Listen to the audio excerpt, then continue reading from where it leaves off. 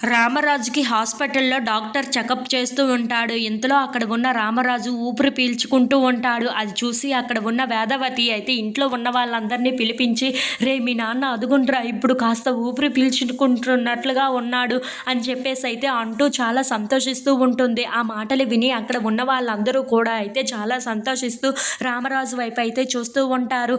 ఇంతలో డాక్టర్ బయటకు వస్తూ ఉంటాడు. అది చూసి అక్కడ ఉన్న వేదవతి అయితే ఇప్పుడు మా ఆయనకి ఎలా ఉందండి అని చెప్పేసి అయితే అడుగుతూ ఉంటుంది.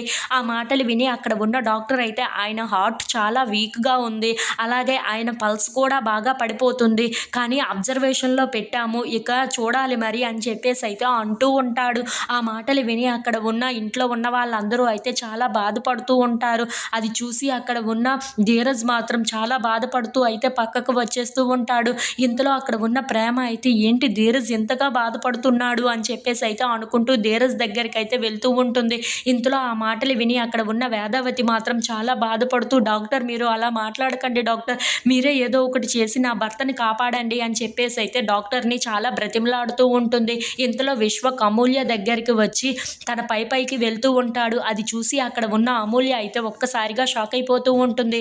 ఇంతలో అక్కడ ఉన్న విశ్వక్ మాత్రం ఏంటే నేను నీ భర్తనా, నీ మెడలో ఎప్పుడు నేను తాళి కట్టానే, నేనేదో మీ నాన్నని బెదిరించి ఈ ఊర్లో ఉన్న పరువు మొత్తం పోంగొట్టేసి మీ నాన్నకు గుండెపోటు వచ్చి చచ్చిపోయే విధంగా చేద్దాము అనుకుంటే నువ్వే నాకు దిమ్మ తొరికే షాక్ ఇచ్చావు కదే, అయినా నేనెప్పుడు నీ మెడలో తాళి కట్టానని నువ్వు ఇలా మెడలో తాళి కట్టుకొని మరీ వచ్చి నాకు ఇలా షాక్ ఇస్తావని అస్సలు ఊహించలేదు అని చెప్పేసి అయితే అంటూ ఉంటాడు. ఆ మాటలు విని అక్కడ ఉన్న అమూల్య మాత్రం విశ్వక్ వైపు అలా చూస్తూ ఉండిపోతుంది. ఏంటే ఈ తాళిని నేను కట్టానా, సరే అయితే ఈ తాళిని నేనే కట్టాను అంటున్నావు కదా, నేను నీ భర్తని అయినట్టే కదా, సరే అయితే ఇక మన ఇద్దరం శోభనం కూడా జరుపుకుందాము అని చెప్పేసి అయితే అనుకుంటూ అమూల్య మీదకైతే వస్తూ ఉంటాడు. అవును మరి మన ఇద్దరికి పెళ్ళైనప్పుడు ఇలాంటి అచ్చటా ముచ్చట్లు కూడా ఉంటాయి కదా అని చెప్పేసి అయితే అంటూ అమూల్య మీదకైతే వెళ్తూ ఉంటాడు. అది చూసి అక్కడ ఉన్న అమూల్య అయితే చాలా కోపంగా రే నువ్వు మర్యాదగా బయటకు పోరా అని చెప్పేసి అయితే అంటూ ఉంటుంది.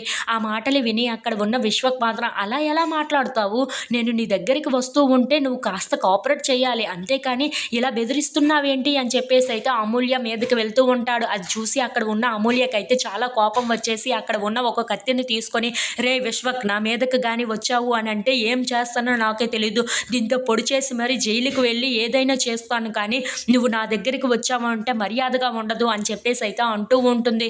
ఇంతలో అక్కడ ఉన్న విశ్వక్ అయితే చాలా భయపడిపోతూ ఏంటే నువ్వు ఇంత వైలెంట్గా ఉన్నావు అని చెప్పేసి అయితే అనుకుంటూ అమూల్య దగ్గర నుండి అయితే వెళ్ళిపోతూ బయటికి వెళ్ళిపోతూ ఉంటాడు.